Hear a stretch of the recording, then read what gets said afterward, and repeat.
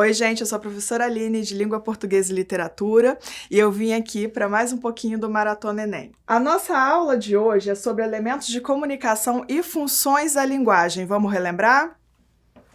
O que é a comunicação? Vocês se lembram o que é a comunicação? Nós somos seres sociais, então nós precisamos de nos comunicar, ou seja, nós precisamos de interação, nós precisamos de transmitir mensagens. E para que serve a comunicação?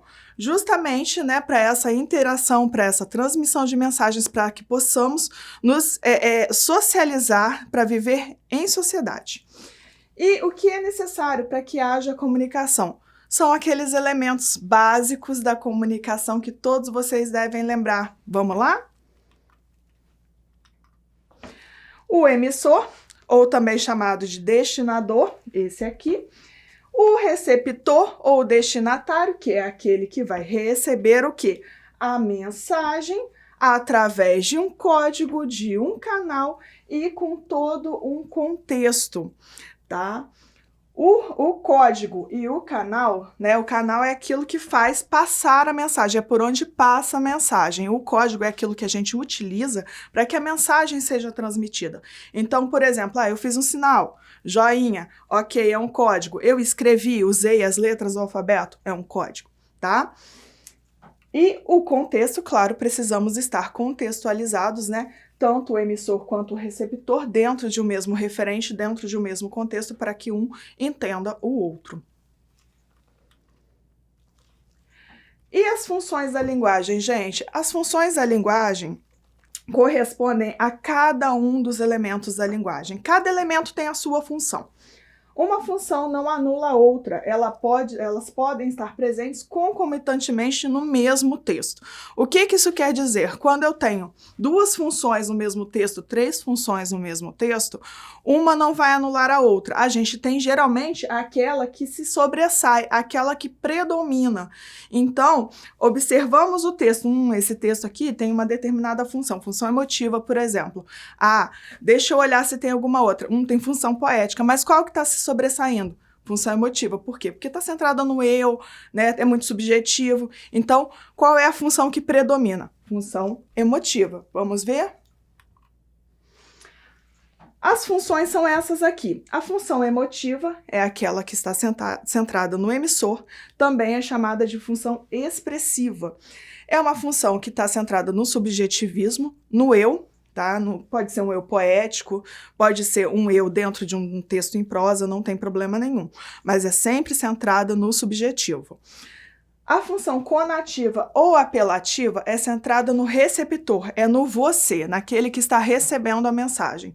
É uma função geralmente presente nas propagandas publicitárias, naqueles que usam, por exemplo, um verbo no imperativo, eu vou chamar alguém, eu vou fazer uma apelação, por isso que também é chamada uma função apelativa, função conativa, ok? A função poética é centrada na mensagem, é uma função estética, pensando na mensagem como uma estética a ser comprada. Por quem?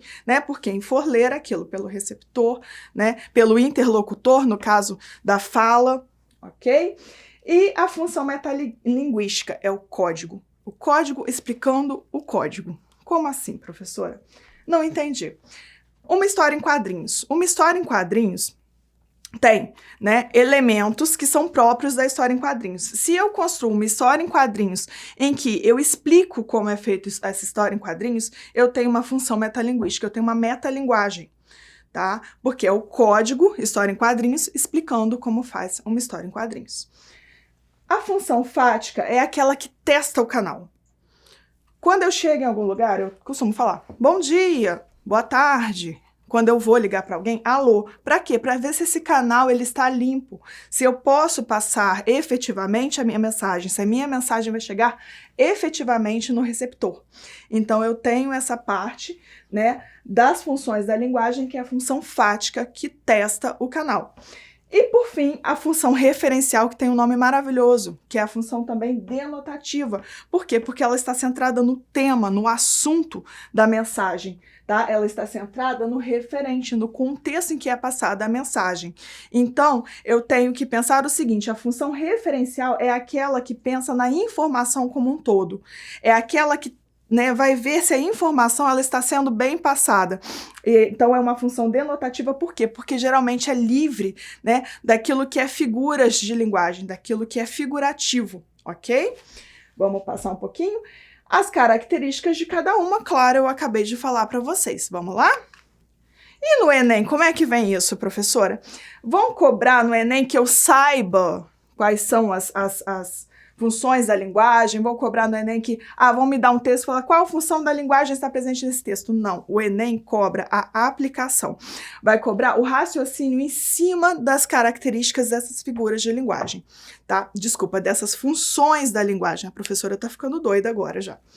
Olha só, 2019. O Instituto de Arte de Chicago disponibilizou para visualização online o compartilhamento ou download sob licença da Creative Commons 44 mil imagens de obras de arte em altíssima resolução, além de livros, estudos e pesquisas sobre a história da arte. Para o historiador da arte, Bendor Grosvenor, eu acho que é assim que fala, tá, gente? O sucesso das coleções online de acesso aberto, além de democratizar a arte, vem ajudando a formar um novo público museológico. Grosvenor acredita que quanto mais pessoas forem expostas à arte online, mais visitas pessoais acontecerão aos museus. A coleção está disponível em 6 categorias: paisagens urbanas, impressionismo, essenciais, arte africana, moda e animais. Também é possível pesquisar pelo nome da obra, estilo ou autor ou período. Para navegar pela imagem em alta definição, basta clicar sobre ela e utilizar a ferramenta de zoom. Para fazer download disponível para obras de domínio público, é preciso utilizar a seta localizada do lado inferior direito da imagem.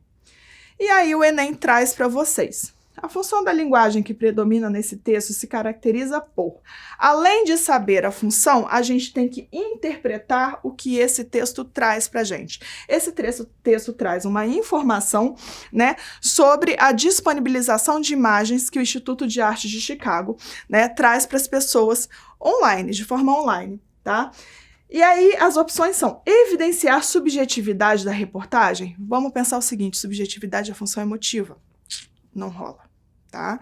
Não tem nada aqui que seja subjetivo, muito pelo contrário, é muito objetivo, tá? E se a gente der uma olhada aqui, revista Bula. Uma revista traz pra gente o quê? Notícias, reportagens, editoriais. Então, muito dificilmente a gente vai ver, né, com predomínio numa revista, no caso, uma revista informativa, algo que seja subjetivo. Tá? Convencer o leitor a fazer acesso online levando-o a conhecer as obras de arte? Não, a gente não vê nada de função apelativa aqui, a gente não vê verbo no imperativo, a gente não vê um direcionamento ao receptor. Informar sobre o acesso às imagens por meio da descrição do modo como acessá-las. Então, a gente tem, além, né, da informação dada sobre o acesso à disponibilidade dessas imagens, a gente ainda tem como acessá-las, de que maneira até pode se baixar essas imagens. Então, a resposta é a letra C. Função referencial é aquela função que é informativa. Enem 2017, gente, para continuar a nossa maratona. As atrizes. Naturalmente, ela sorria, mas não me dava trela, trocava roupa na minha frente e ia bailar sem mais aquela. Escolhia qualquer um, lançava olhares debaixo do meu nariz, dançava colada em novos pares, com pé atrás, com pé afim. Surgiram outras, naturalmente, sem nem olhar a minha cara.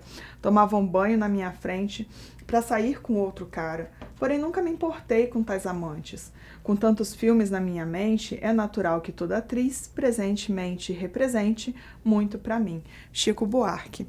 É uma canção, é uma letra de Chico Buarque.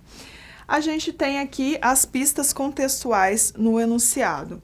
Na canção, Chico Buarque trabalha uma determinada função da linguagem para marcar a subjetividade. A gente tem que lembrar que a subjetividade é uma marcação da função da linguagem emotiva.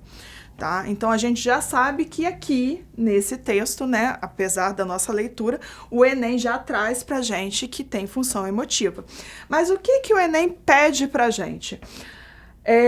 marca a subjetividade do eu lírico ante as atrizes que ele admira. A intensidade dessa admiração está marcada em. Então, o Enem mostra, olha, tem subjetividade, vocês têm que olhar a subjetividade, mas para além da subjetividade, vocês têm que olhar a intensidade. Então, eu vou procurar nas respostas o quê? Aquilo que vai trazer intensidade. Naturalmente, ela sorria, mas não me dava trela. Tomava banho na minha frente para sair com outro cara. Nessas duas opções, a gente não vê nada que traduza intensidade. Opção C. Surgiram outras naturalmente, sem nem olhar a minha cara. Opção D. Escolhia qualquer um, lançava olhares debaixo do meu nariz. Procurando aqui, né, não tem também elemento de intensidade. Agora vejam a opção E. É natural que toda atriz presentemente represente muito para mim. Olha o muito para marcar a intensidade. Então, dessas aqui tá facinho, né? A opção que é correta, opção E. A mensagem está centrada no eu lírico, devido ao uso de primeira pessoa, e no uso do advérbio muito, que traduz a intensidade dessa admiração, desse sentimento do eu lírico. E, para finalizar, Enem de 2015, 14 coisas que você não deve jogar na privada, nem no ralo. Elas poluem rios, lagos, mares, o que contamina o ambiente e os animais. Também deixa mais difícil obter a água que nós mesmos usaremos. Alguns produtos podem causar entupimentos. Cotonete, medicamento preservativo, óleo de cozinha, ponta de cigarro, poeira de varrição de casa, fio de cabelo e pelo de animais. Tinta que não seja à base de água. Querosene, gasolina, solvente e thinner. Jogue esses produtos no lixo comum. Alguns deles, como óleo de cozinha, medicamento e tinta, podem ser levados a pontos de coleta especiais que darão a destinação final adequada. É um texto, né, de um manual de etiqueta do Planeta Sustentável, adaptado de agosto de 2013. O texto tem objetivo educativo. Objetivo educativo, vamos lembrar lá qual das funções da linguagem traz esse objetivo. Qual que é a informativa? Qual é a função que está centrada no assunto, que está centrada no tema? Vamos lembrar? Nesse sentido, além do foco no interlocutor, que caracteriza a função conativa da linguagem, predomina também a função referencial, que tem o objetivo educativo, informativo, como nós vimos, né, há uns slides atrás.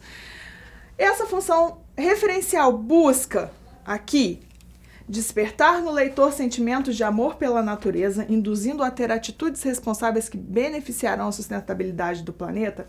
Gente, é amor pela natureza?